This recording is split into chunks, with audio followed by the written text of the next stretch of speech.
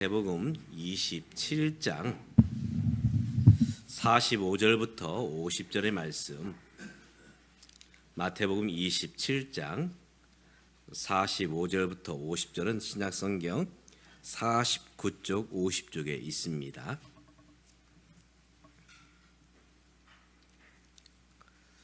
제가 홀수절을 읽고 여러분이 짝수절, 이왕이면 여러분 성경을 같이 읽어 주시기 바랍니다. 제가 홀수절, 여러분 짝수절. 제6시로부터 온 땅에 어둠이 임하여 제9시까지 계속되더니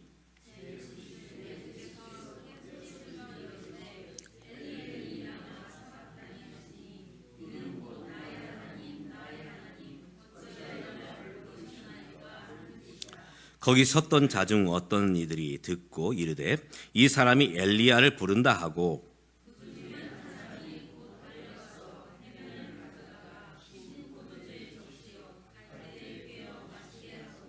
그 남은 사람들이 이르되 가만두라 엘리야가 와서 그를 구원하나 보자 하더라. 예수께서 다시 크게 소리 지르시고 영원히 떠나시더라. 아멘. 요즘 카카오톡을 많이 씁니다. 이제 문자를 받기도 하고 주기도 하고 또 거기에는 이모티콘이라는 것이 있어서 그림을 보내기도 하고 받기도 합니다. 이제 보면 카카오톡에 이런 기능이 있더라고요. 어떤 분의 생일, 내가 이제 전화번호를 가지고 있으면 이제 그분이 카카오톡을 하시면 이제 생일이 나타납니다. 그래서 많은 분들이 단톡방, 이제 단체방을 이제 들어가 계신 분이 계실 거예요. 저희도 친구들이 단톡방을 하고 있는데 어떤 친구에게 생일 축하한다 이렇게 이야기를 했더니 다른 친구가 이 밑에다가 이렇게 글을 써놓았습니다. 야, 아무개 생일은 이제 기억하고 챙겨주고 왜 내 생일은 기억하지 못하고 챙겨주지 않느냐. 제가 그래서 그렇게 답을 썼습니다. 그 친구의 생일이 보니까 카톡방에 표시가 되더라. 그런데 너의 생일은 표시가 안 되더라. 그 설정에 있어서 생일 기능을 켜놓으면 이제 자기의 생일이 이제 카톡에 나타나지만 그걸 꺼놓으면 생일이 나타나지 않습니다. 사실은 생일을 말하고자 하는 것입니다. 생일은 우리에게 의미가 있죠. 어떤 의미가 있습니까? 이 생일은 바로 우리가 태어난 날, 또 우리 자녀들이 태어난 날, 우리 부모님이 태어나신 날, 바로 생일은 이런 의미가 있습니다. 또 우리가 가정에서 어떤 날을 중요하게 지키느냐?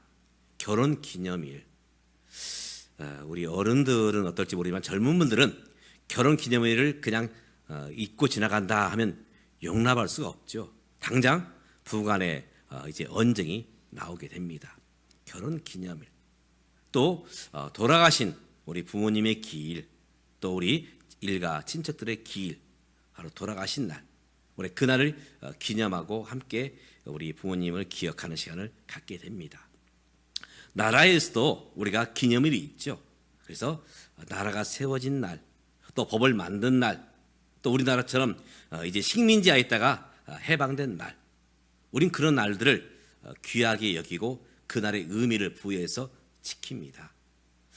교회에도 7개 사실은 절기가 있습니다. 교회에도 7개의 절기.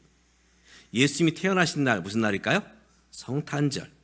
또 예수님이 이제 공생애를 시작하시는 날, 바로 그것을 주현절 들어보셨죠? 주현절. 그리고 예수님이 고난 받으시고 십자가에서 죽으신 40일 무슨 날입니까? 사순절. 우리 기도하는 우리 집사님이 말했던 것처럼 사순절. 그리고 예수님께서 죽음을 이기시고 부활하신 무슨 날? 부활절. 그리고 이제 예수님이 승천하신 후에 우리에게 성령을 주신 날, 성령 강림절. 그리고 마지막으로 이제 우리가 함께 추수를 기뻐하며 지키는 2개의 추수감사가 있습니다. 먼저는 맥추감사와 가을의 추수감사절. 이렇게 해서 7개의 절기를 우리가 지킵니다. 지금 교회는 사순절 기간을 지내고 있습니다. 사순절은 어떤 절기냐? 사순절은 어떤 절기일까요? 바로 예수님이 고난 받으시고 십자가에 죽으신 그런 날이죠. 이 사순절은 한문으로 말하면 이제 죽을 사가 아니고 넉사입니다. 그리고 순자는 열흘을 가리킵니다. 그래서 40일 바로 이것이 사순절입니다. 한번 물어보겠습니다. 성탄절이 며칠이라고요? 12월 25일. 근데 부활절은 며칠입니까? 알아요? 몰라요? 잘 몰라요. 성탄절은 변함이 없이 12월 25일로 우리가 기억하고 있지만 부활절은 해년마다 똑같지 않습니다. 바뀝니다. 그 이유가 뭘까요? 그 이유는 이것입니다. 이제 예수님의 이 부활절이 매년마다 바뀌는 이유는 이제 이 기준이 어디냐? 입춘입니다. 입춘. 여러분 입춘이 언제였습니까? 지난 주일날이 입춘이었어요. 지난 주일날. 지지난 주일날. 입춘이 기준이 되어서 이제 이 입춘부터 시작해서 이제 첫 번째 주일이 지난 바로 수요일이 사순절이 시작되는 수요일입니다. 그래서 이 날을 이렇게 부릅니다. 죄의 수요일. 죄의 수요일. 이 죄자가 이제 죄를 짓는다 죄가 아니고 이제 이 나무나 잎을 태워서 여기서 나오는 그 죄, 바로 이 죄의 수요일. 바로 그러다 보니까 매년마다 이 부활절이 바뀝니다. 초대교회에서는 이 사순절을 보내면서 주님의 죽으심, 주님의 고난받으심을 생각하지요. 바로 이것이 사순절이 주는 의미입니다. 그럼 사순절을 누가 만들었느냐? 성경에 사순절의 말이 나옵니까? 안 나와요. 그런데 초대교회부터 이 절기를 지켰어요. 마치 우리 주일, 성경에는 물론 주의 날 나오지만은 이 주일을 예배로 드렸던 것은 초대교회가 그렇게 행해왔습니다. 사순절도 마찬가지입니다. 이 사순절도 초대교회부터 바로 예수님의 십자가의 죽으심을 기억하고 이 절기를 지키고 있는 것이죠. 특별히 이 성경에서의 40은 중요한 의미가 있습니다. 어떤 의미가 있느냐? 준비하는 의미가 있어요. 예수님이 공생애를 시작하실 때에 먼저 광야로 들어가서 40일 동안 금식하시며 이제 기도하며 시간을 보내시죠. 모세가 시내산에 올라가서 이제 하나님의 말씀, 이제 십계명을 받을 때에 40일 동안 금식하며 기도합니다. 엘리야가 하나님의 산에서 하나님의 음성을 들을 때에도 40일 동안 기도했습니다. 이스라엘 백성들이 애굽에서 나와서 곧장 가나안 땅에 들어간 게 아닙니다. 무려 40년간 광야에서 그들은 준비되어지는 시간을 갖게 되지요.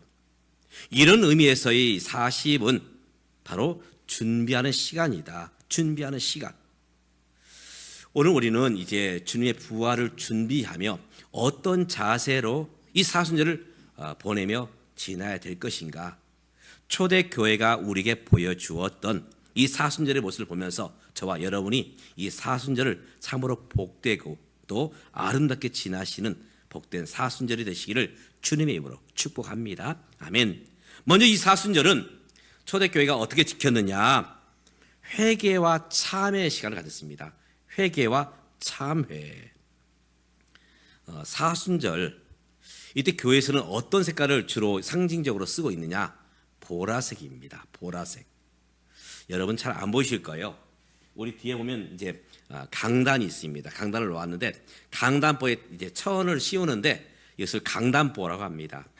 사실 우리 개신교가 사실 초대교회가 물려진 많은 어떤 그런 보여지는 의식들을 다 많이 없앴어요. 왜냐하면 이것이 조금 약간은 좀 너무 의식화한다 해서 사실 많이 없앴습니다. 천주교는 사실 지금도 그런 모습을 가지고 있지요.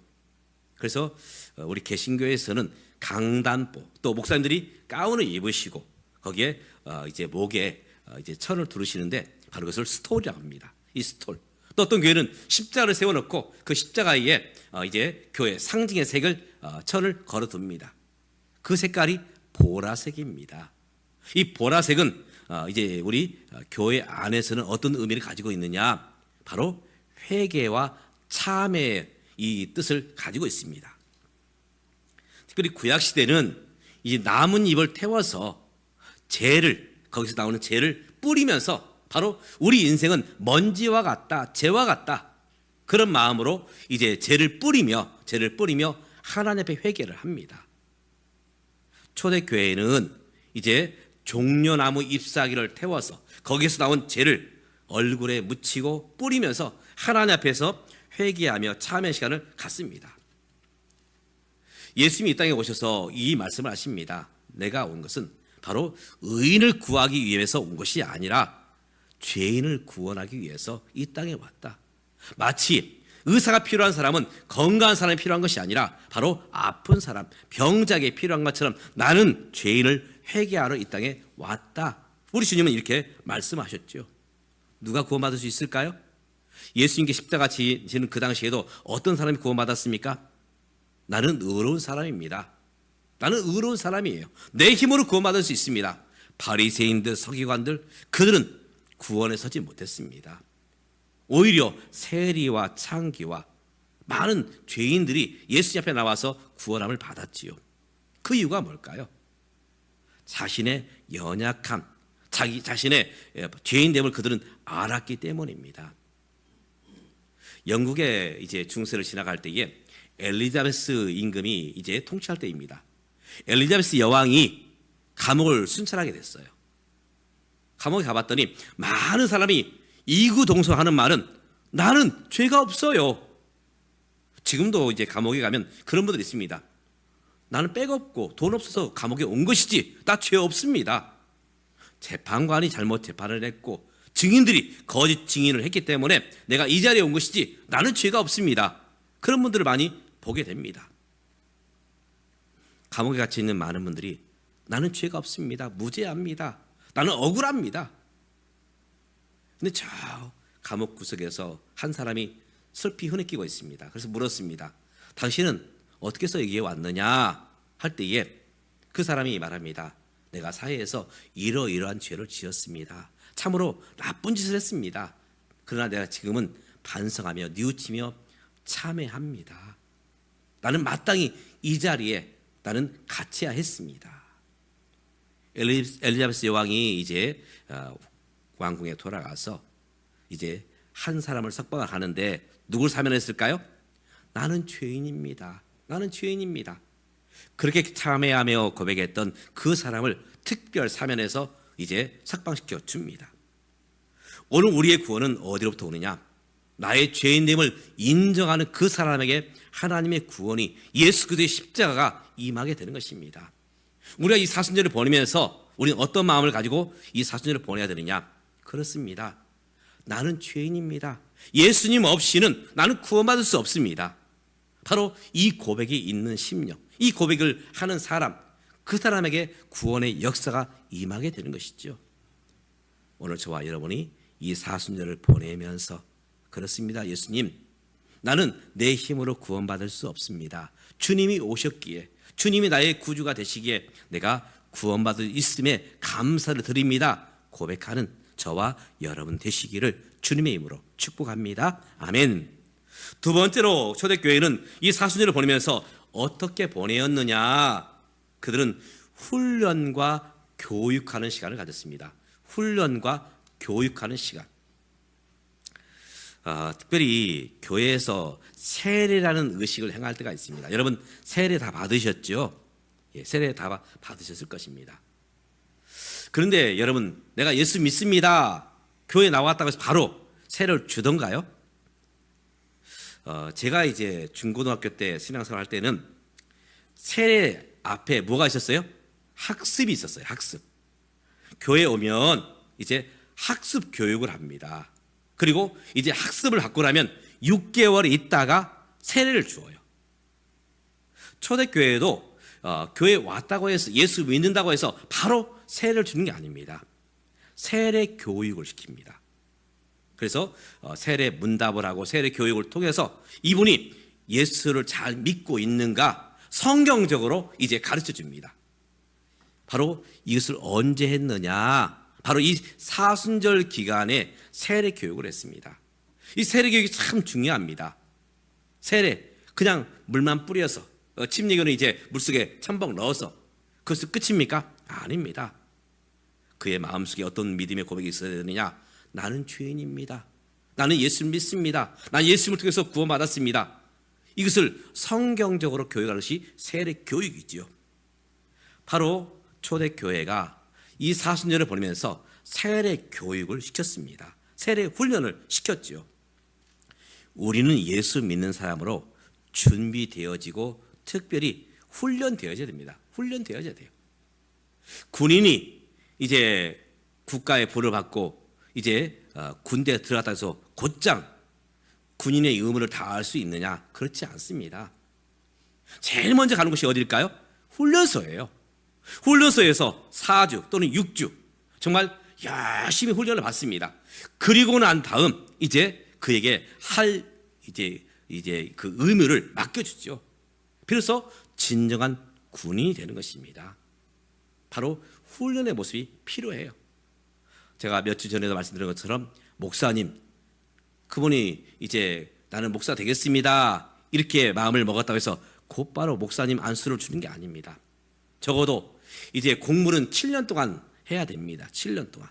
또 2년 동안 이제 교회를 섬기면서 교육 전도사, 전임 전도사, 합동 측에서는 이제 강도사 이렇게 훈련을 바꾸어서 시험에 통과해야 이제 이 목사 안수를 줍니다. 장로님도 마찬가지죠. 장로님도, 안수 집사님도, 권사님도, 항존직자들은 이제 교회에서 피택이 되면 곧장 그분에게 임직을 주는 것이 아니라 정한 기간 동안 이제 당회나 교회 안에서 이제 훈련을 받고 교육을 받은 후에 그분에게 직분을 주는 것입니다. 제자는 어떻게 되어지느냐? 태어나는 것이 아닙니다. 훈련되어져야 됩니다. 훈련되어짐. 사사기 7장에 보면 이스라엘 백성들이 미디안에 이제 속국으로 삶을 살게 됩니다. 참 어려운 시간이었죠. 그때 하나님께서는 기드온을 통해서 군사를 모으도록 합니다. 이때 모여진 군사가 32,000명이었어요. 근데 하나님은 말씀하십니다. 기드온아, 너의 군대가 너무 많다 하면서 22,000명을 돌려보내요. 그런데 지금 미디안 군사는 몇 명이냐? 무려 18만 명입니다. 그런데 모여진 32,000에 대해서 하나님은 군대가 더 많다는 것입니다. 22,000명을 돌려보내고 몇 명이 남았습니까? 10,000명. 10,000명. 근데 하나님은 또 말씀하십니다. 너의 군대가 더 많다. 돌려보내라 하면서 이제 개울가로 그들을 데리고 가게 합니다. 그리고 물을 마시게 하죠.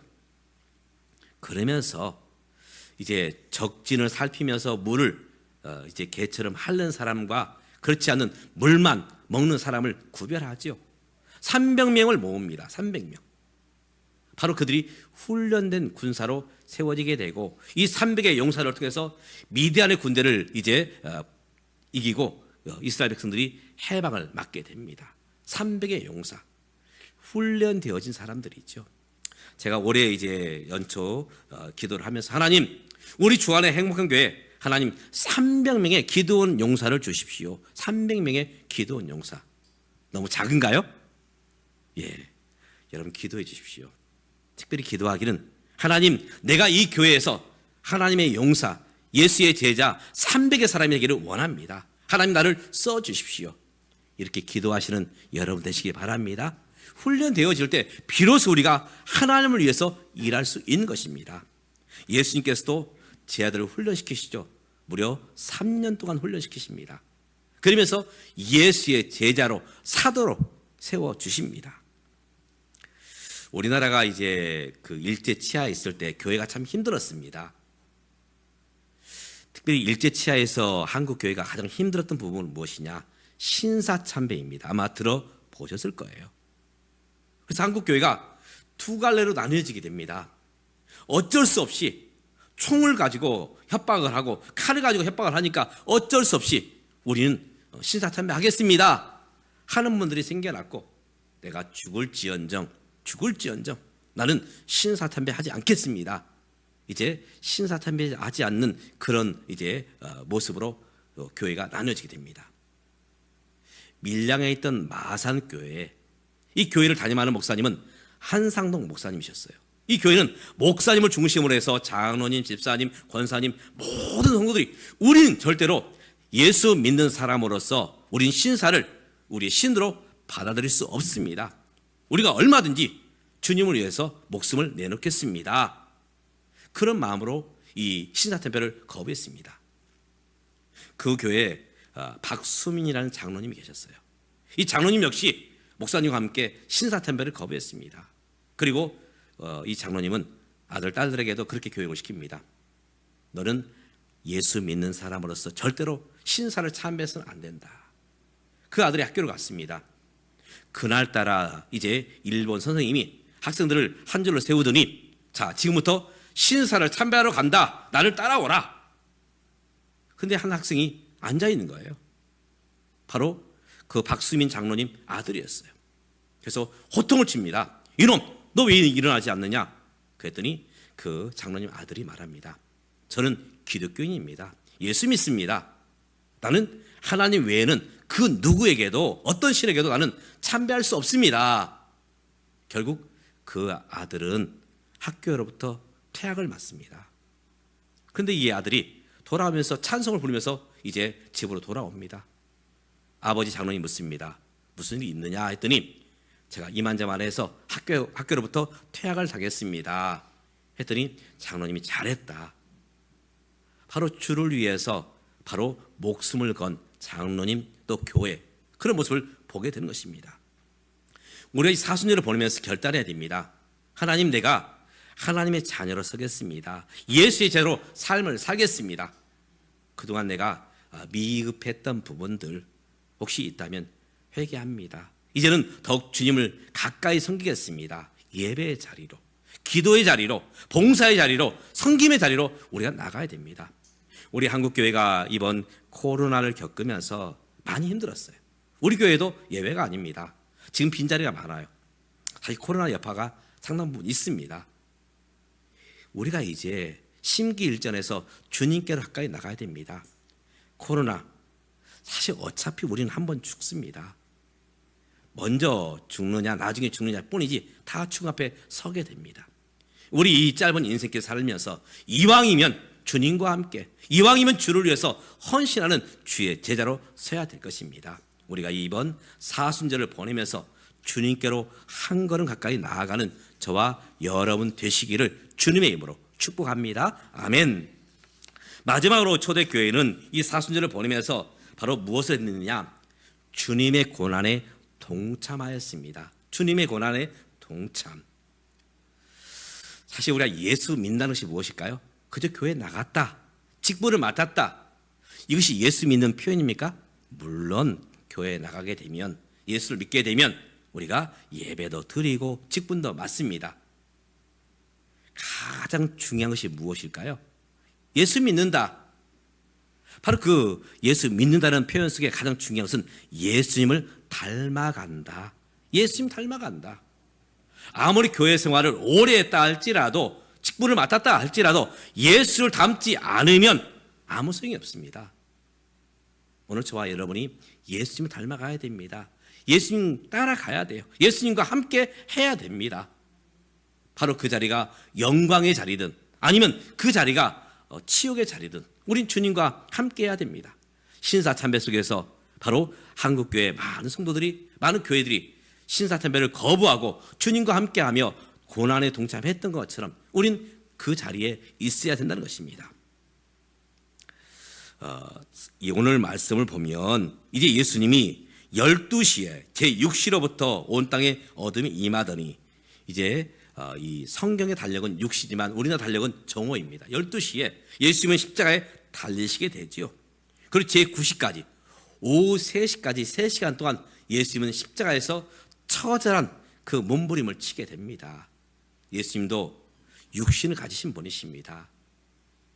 머리에 가시관이 씌어질 때 그 이마에서 피가 흘러내리시지요.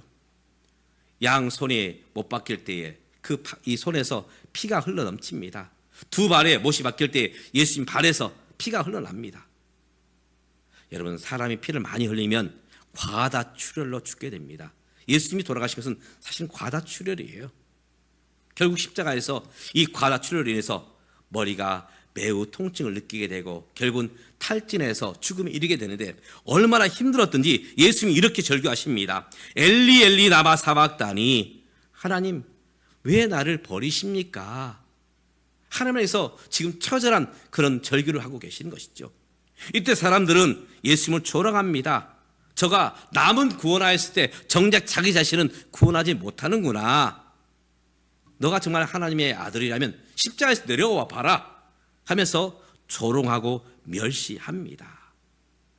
그 조롱과 멸시 앞에서 우리 주님은 묵묵히 참으시면서 그들을 용서하는 기도를 하시죠. 하나님, 저들의 죄를 용서해 주십시오. 그러면서 결국 오후 3시에 예수님은 운명하시게 됩니다. 이제 아마 여러분들 부모님이 돌아가신 분들이 계실 거예요. 아무리 우리가 이 땅에 부모님 살아계신 생전에 부모님 말에 순종하지 않았다 할지라도 부모님 길을 그래도 정말 지키려고 애쓸 것입니다. 부모님 길에 잔치를 열고 기뻐하고 오락을 하고 아마 그런 아들, 딸은 없을 거예요. 부모님 길이 되면 그래도 숙연하게, 예수 안 믿는 분들은 제사를 지내고 예수 믿는 분들은 추도 예배를 드리면서 부모님을 기억할 것입니다. 바로 우리가 이 사순절을 보내면서 우리가 오락을 절제하고 내 즐거움을 절제하면서 주님의 고난에 함께 해야 된다는 것입니다. 여러분, 카니발이라는 축제를 아십니까? 카니발? 물론 자동차 이름도 카니발이 있어요. 이 카니발 주로 이제 천주교 국가에서 많이 있죠. 이 그 카니발 축제가 있게 된 것은 이렇습니다. 예수님의 사순절이 시작되면 많은 기독교 국가들은 잔치를 하지 않습니다. 축제를 하지 않아요. 또 고기를 먹지 않습니다. 또 술을 마시지 않아요. 절제와 금주로 이제 시간들을 보내지요. 그래서 이 사순절이 시작되기 전에 이제 천주 국가들은 축제를 엽니다. 잔치를 열어요. 함께 먹고 마시고 즐기자. 그리고 이 사순절이 딱 시작되면 모두 스톱. 우리는 이제 경건하게 보낼 거야. 기도하면서 보낼 거야. 그러면 생겨난 절기가 카니발, 바로 축제인 것입니다. 오늘 우리가 이 사순절을 보내면서 우리가 오락을 절제하고 또 내 개인적인 어떤 즐거움의 어떤 모습들을 절제하면서 우리 주님의 십자가를 묵상하고 그 묵상을 통해서 주님께로 한 걸음 가까이 나아가는 그런 시간으로 우리가 보내야 될 것입니다. 매년 우리는 사순절을 맞이합니다. 그러나 또 한 번의 사순절이 아니라 정말 이 사순절을 보내면서 왜 주님께서 십자가를 지시고 고난 당하셨는가? 바로 그 십자가는, 그 고난은 나를 향한 십자가였고 나를 위한 바로 고난이었음을 우리가 믿음으로 우리가 고백하면서 주님을 본받아 또 주님을 위해서 헌신하는 제자로 이번 사순절을 보내시는 저와 여러분 되시기를 주님의 이름으로 축복합니다. 기도하겠습니다. 하나님, 이제 또 한 번의 사순절을 맞이합니다. 하나님 도와주시옵소서. 이번 사순절을 보내면서 오늘 우리가 내 힘으로 구원받을 수 없는 그런 연약한 존재임을 고백하며 하나님의 은혜를 구하며 예수님이 나의 주인됨을 고백하는 사순절이 되게 도와주시옵고 또 이 사순절을 보내면서 우리가 정말 예수를 위해 살고 예수를 위해 살고 예수를 위해 죽고 바로 주의 영광을 위해 사는 바로 주의 제자로 서는 복된 주의 제자 되게 하옵시며 또 주의 고난에 함께 동참하며 우리가 이 기간을 보내는 동안 주님의 죽으심을, 주님의 십자가를 다시 한번 우리의 마음에 새기는 그런 시간 될 수 있도록 주님 도와주시옵소서. 예수님의 이름으로 기도드리옵나이다. 아멘. 주신 말씀 생각하시면서 찬송가 324